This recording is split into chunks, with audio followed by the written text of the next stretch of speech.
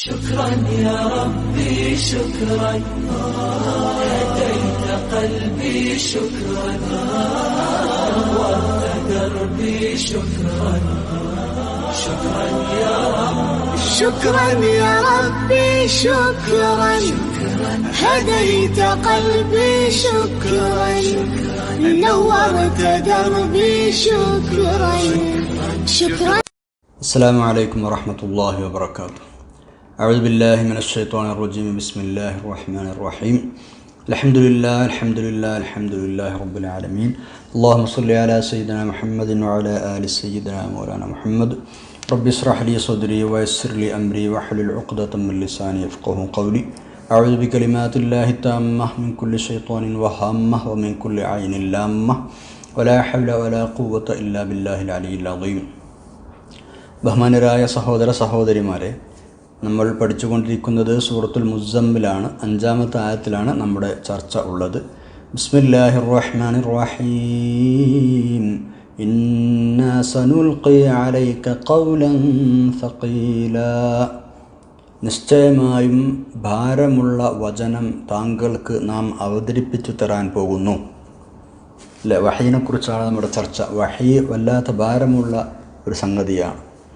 നബി സല്ലല്ലാഹു അലൈഹി വസല്ലം തങ്ങൾക്ക് വഹീ ലഭിച്ചിരുന്ന വിവിധ വഴികൾ നമ്മൾ പറഞ്ഞു. അതിൽ 4-ാമത്തെ വഴിയാണ് ഇനി നമുക്ക് പറയാനുള്ളത്. 3 നമ്മൾ പറഞ്ഞു കഴിഞ്ഞു. 4-ാമത്തേത് ജിബ്രീൽ അലൈഹിസ്സലാം വഴി വഹീ എത്തിച്ചു കൊടുക്കുക.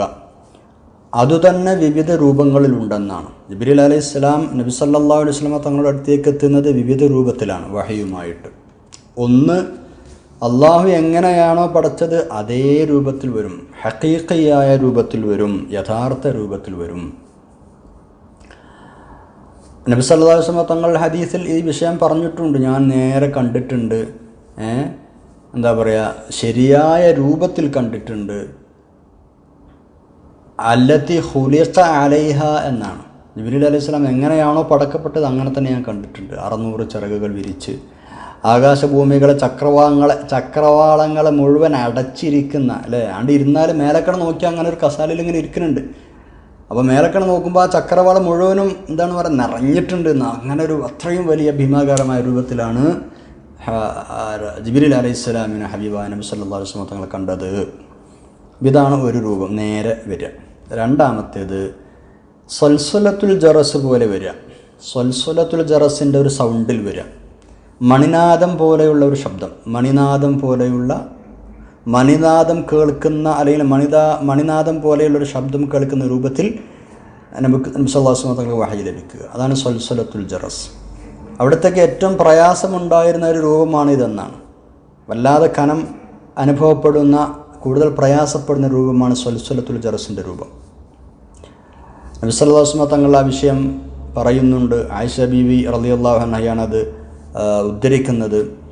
അള്ളാഹുവിൻ്റെ ദൂതർക്ക് എപ്രകാരമാണ് വഹീ വന്നിരുന്നത് എന്ന് ചോദിച്ചപ്പോൾ അതിന് പറഞ്ഞ മറുപടി, ചിലപ്പോൾ സൽസലത്തുൽ ജറസ് പോലെയാണ് വന്നിരുന്നത്. അഹ്യാനൻ യഅ്തീനി മിസ്ല സൽസലത്തിൽ ജറസി, മണിനാദം പോലെ. അതായിരുന്നു എനിക്ക് ഏറ്റവും പ്രയാസം. നബി സല്ലല്ലാഹു അലൈഹി വസല്ലം തങ്ങൾ പറയുന്നത് എനിക്കേറ്റവും പ്രയാസം അതാണ്. അങ്ങനെ അത് മനസ്സിൽ നിന്നാണ് വിട്ടുമാറിയാൽ അദ്ദേഹം പറഞ്ഞത് ഞാൻ നന്നായി മനസ്സിലാക്കുകയും ചെയ്യും എന്ന് പറഞ്ഞാൽ ജിബ്രീൽ അലൈഹിസ്സലാം എന്താണോ പറഞ്ഞു കൊടുത്തത് അത് ശരിക്കും മനസ്സിൽ പതിഞ്ഞിട്ടുണ്ടാവും പോയി കഴിഞ്ഞ ഉടനെ തന്നെ. ഈ അവസ്ഥയിൽ വഹീ വരുന്നതിനെ സംബന്ധിച്ച് ആയിഷ റളിയല്ലാഹു അൻഹ പറയുന്നുണ്ട്, കഠിനമായ തണുപ്പുള്ള ഒരു ദിവസത്തിൽ നബി സല്ലല്ലാഹു അലൈഹി വസല്ലം തങ്ങൾക്ക് ഇങ്ങനെ വഹീ വന്നു, സൽസലത്തുൽ ജറസിലൂടെ, ഒരു മണിനാദത്തിൻ്റെ ശബ്ദത്തിലൂടെ. ആ വഹീ ഇറങ്ങുന്നത് തീർന്നപ്പോൾ നബി സല്ലല്ലാഹു അലൈഹി വസല്ലം തങ്ങളുടെ നെറ്റിയിൽ വിയർപ്പ് ഒഴുകി എന്ന് ആയിഷ റളിയല്ലാഹു അൻഹ. അപ്പോൾ നല്ല തണുപ്പുള്ള രാത്രിയാണ്, എന്നിട്ടും വിയർത്തൊഴിക്കുകയാണ്. അപ്പോൾ അത്രയും പ്രയാസമാണ് ഈ 2-ാമത്തെ രൂപത്തിലുള്ള വഹീ എന്ന് ചുരുക്കം. നബി സല്ലല്ലാഹു അലൈഹി വസല്ലം തങ്ങൾ തന്നെ പറഞ്ഞില്ലേ, വഹുവ അശദ്ദുഹു അലയ്യ, എനിക്ക് ഏറ്റവും ഇടങ്ങേറുള്ള രൂപം അതാണ്, എനിക്ക് ഏറ്റവും പ്രയാസം അനുഭവിക്കുന്ന രൂപം ഈ സൽസലത്തുൽ ജറസിൻ്റെ ആ ഒരു സൗണ്ടിൽ വരുന്ന വഹീയാണ്. ജിബ്രീൽ അലൈഹി സ്വലാം തന്നെയാണ് വരുന്നത്, പക്ഷേ ഇങ്ങനെയാണ് വരുമ്പോൾ ഒരു സൗണ്ട് ഇങ്ങനെ കേൾക്കും, ആ സൗണ്ട് മാത്രമേ ഉണ്ടാവുള്ളൂ. ഈ സൽസലത്ത് എന്ന് പറഞ്ഞാൽ എന്താ, ഇരുമ്പ് ഇങ്ങനെ ചലിപ്പിച്ചാൽ, ഇപ്പോൾ ഒരു ചെറിയൊരു ചങ്ങല, ഒരു ഇരുമ്പിൻ്റെ ചങ്ങല ഇങ്ങനെ ചലിപ്പിച്ച ഒരു സൗണ്ട് ഉണ്ടാവില്ലേ, അല്ലെങ്കിൽ നമ്മൾ എന്താണ് പറയുക, ഇരുമ്പിൻ്റെ സാധനങ്ങളൊക്കെ അങ്ങനെ നിലത്തേക്ക് ഇടുമ്പോഴൊക്കെ ആ ഒരു സൗണ്ടിനാണ് എന്താ പറയുക, സൽസലത്ത് എന്ന് പറയുക. യാ റബ്ബ്. ഇത് വേഗം മനസ്സിൽ പതിയും എന്നാണ്. വളരെ പെട്ടെന്ന് വഹി മനസ്സിൽ പതിയുകയും ചെയ്യും.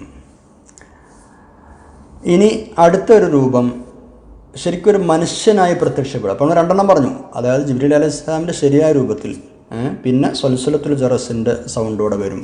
പിന്നെ മൂന്നാമത്തേത് യതമസ്സല ലഹു റജുലൻ, ശരിക്കും ഒരു ആണായി, ഒരു മനുഷ്യനായി, ഒരു പുരുഷനായ റസൂലുള്ളാഹി സ്വല്ലല്ലാഹു അലൈഹി വസല്ലം മുമ്പിൽ രൂപപ്പെട്ടു വരും, രൂപം പ്രാപിച്ചു വരും. അത് ചിലപ്പോൾ സഹാബികൾക്ക് കാണും ചെയ്യാം. പലപ്പോഴും സഹാബികൾ ഇത് കണ്ടിട്ടുണ്ട്.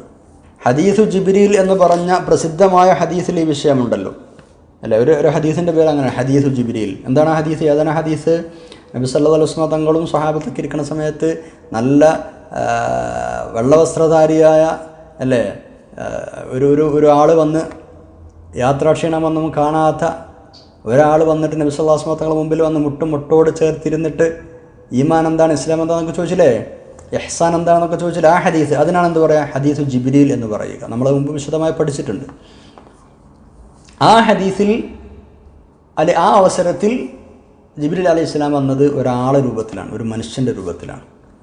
അതിനെക്കുറിച്ചാണ് നബി സല്ലല്ലാഹു അലൈഹി വസല്ലം തങ്ങൾ പറഞ്ഞത്, വഅഹ്യാനൻ യതമസ്സലു ലിയൽ മലക്കു റജുലൻ ഫയുകല്ലിമുനി ഫഅഇ മാ യഖുൽ. ഒരു റജുല, ഒരു മനുഷ്യനായിട്ട് എൻ്റെ അടുത്ത് മലക്ക് വരും, അങ്ങനെ എന്നോട് സംസാരിക്കുന്നത് ഞാൻ മനഃപ്പാടമാക്കുകയും ചെയ്യും. ഇത്തരം സന്ദർഭങ്ങളിൽ ജിബ്രീൽ അലൈഹി സ്വലാമിന് സ്വഹാബികൾക്കും കാണാമായിരുന്നു എന്നാണ് അല്ലേ. ആ സംഭവങ്ങളൊക്കെ അവർ കണ്ടിട്ടുണ്ട്, പക്ഷെ അവർക്ക് അറിഞ്ഞില്ല ആരാണ് എന്ന്. തിരിച്ചു പോയതിന് ശേഷമാണ് നബി സല്ലല്ലാഹു അലൈഹി വസല്ലം അവരോട് പറഞ്ഞത്, ആ വന്നത് ആരാ നിങ്ങൾക്കറിയോ, അത് ജിബ്രീലാണ് അലൈഹിസ്സലാം, നിങ്ങളുടെ ദീന് പഠിപ്പിക്കാൻ വേണ്ടി നിങ്ങൾക്ക് വന്നതാണ് എന്ന് പറഞ്ഞു കൊടുക്കുകയും ചെയ്തു. അപ്പോൾ ഇങ്ങനെയാണ് ജിബ്രീൽ അലൈഹി സ്വലാമിൻ്റെ വരവ്.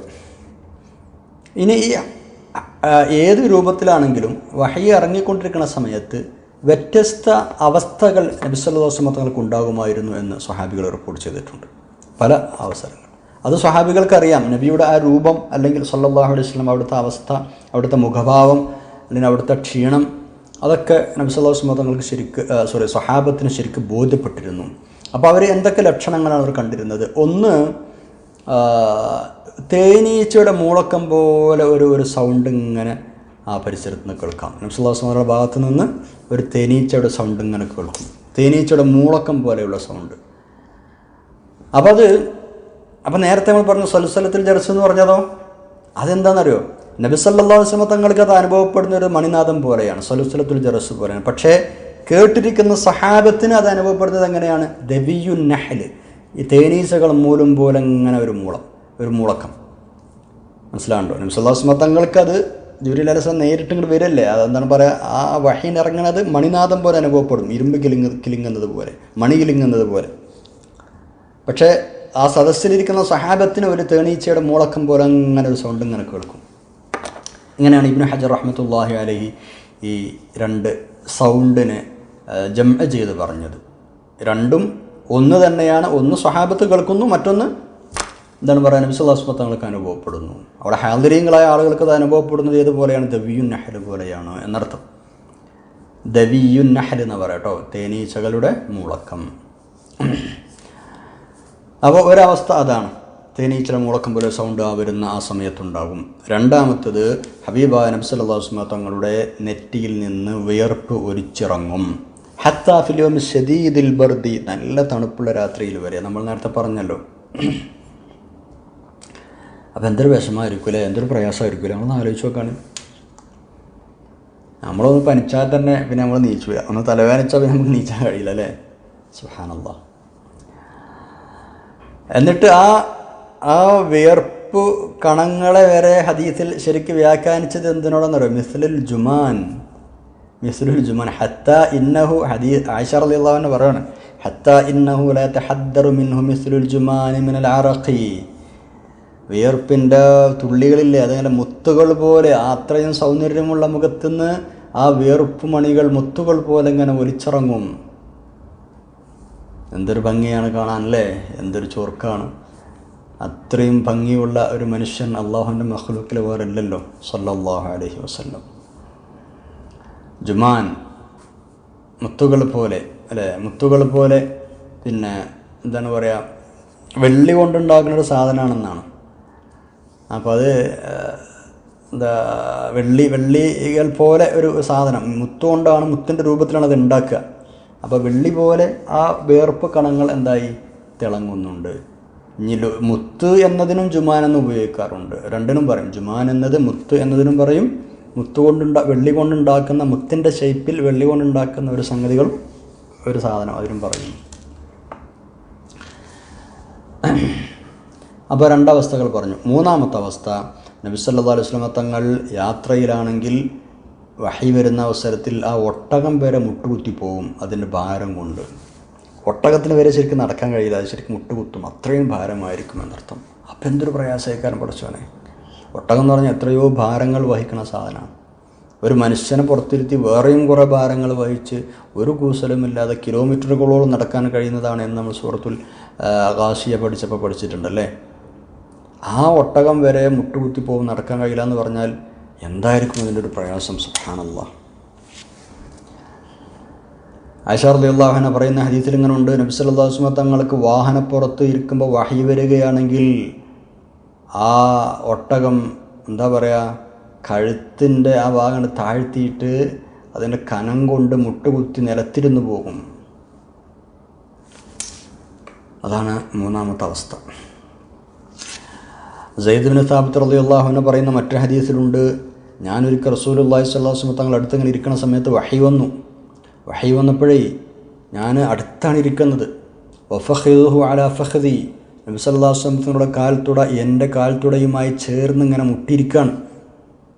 മേലക്കുമേലെ എന്ന് പറയാം, അത്രയും ചേർന്നിരിക്കുകയാണ്. ആ വഹീന് വരുന്ന സമയത്ത് ഫസഖുലത്ത് അലയ്യ, എനിക്ക് വല്ലാത്ത ഭാരം തോന്നി. നബി സല്ലല്ലാഹു അലൈഹി വസല്ലം തങ്ങൾക്ക് കനം കൊണ്ട് തങ്ങളുടെ കാല് എൻ്റെ കാലിന്മേൽ അമർന്നപ്പോൾ എനിക്ക് വല്ലാത്ത വേദന തോന്നി. ഹത്താ ഖിഫ്തു അൻ തറുദ്ദ ഫഖദി, എൻ്റെ കാലിൻ്റെ തൊട പൊട്ടിപ്പോകുമോ എന്ന് ഞാൻ പേടിച്ചു. സയ്യിദ് ഇബ്നു സാബിത്ത് റളിയല്ലാഹു അൻഹു കണ്ടോ, ഹത്താ ഖിഫ്തു അൻ തറുദ്ദ ഫഖദി, എൻ്റെ തുട പൊട്ടിപ്പോകുമെന്ന് ഞാൻ പേടിക്കുന്നത് വരെ എനിക്ക് വല്ലാത്ത ഭാരമായി അനുഭവപ്പെട്ടു. സുബ്ഹാനല്ലാഹ്. അപ്പോൾ വല്ലാത്ത ബുദ്ധിമുട്ടായിരുന്നു. നാലാമത്തെ രൂപമാണ്, വല്ലാത്ത പ്രയാസം അനുഭവിക്കേണ്ടി വരുമായിരുന്നു. എന്താ പറയുക, ബുറഹാ എന്നാണ് ഹദീസിൽ ഇതിനെക്കുറിച്ച് പറഞ്ഞത്. വല്ലാത്ത പനി വരും. നബി സല്ലല്ലാഹു അലൈഹി വസല്ലം ചില സമയത്ത് വഹി ഇറങ്ങിക്കഴിഞ്ഞാൽ ചിലപ്പോൾ ബുറഹാ ഉണ്ടാവും എന്ന ഹദീസിലുണ്ട്. ബുറഹാ എന്ന് പറഞ്ഞാൽ വല്ലാത്ത ഇടങ്ങേറിനാണ് ബുറഹാ എന്ന് പറയുക. അല്ലെങ്കിൽ ഭയങ്കര പനിക്ക് പറയും, അല്ലെങ്കിൽ ഭയങ്കര കഠിനമായ പ്രയാസത്തിനും പറയും. അപ്പോൾ ബുറഹാ എന്നാണ് ആ ഹദീസിൽ, ഒരു ഹദീസിൽ ആയിഷ റളിയല്ലാഹു അൻഹ ഉപയോഗിച്ചത്. ശക്തമായ പനി അല്ലെങ്കിൽ ശക്തമായ പ്രയാസം, അത് രണ്ടും ആവാം, രണ്ടും ആ ഒരു പദത്തിന് അർത്ഥമുണ്ട്. അപ്പോൾ അതുമായിട്ടുണ്ടാകുന്ന മറ്റൊരു വിഷമമാണ് അത്. ഇൻഷാ അല്ലാഹ് നമുക്ക് കുറച്ച് കാര്യങ്ങൾ കൂടെ അത് സംബന്ധമായി പറയാനുണ്ട്, അടുത്ത ക്ലാസ്സിലാക്കാം അല്ലേ. അഞ്ചാമത്തെ കാര്യം നമുക്ക് അടുത്ത ക്ലാസ്സിൽ പറയാം. സുബ്ഹാനക്കല്ലാഹുമ്മ ബിഹംദിക അശ്ഹദു അല്ലാ ഇലാഹ ഇല്ലാ അൻത അസ്തഗ്ഫിറുക വഅതൂബു ഇലൈക്. വസ്സലാമു അലൈക്കും വറഹ്മത്തുള്ളാഹി വബറകാതുഹു.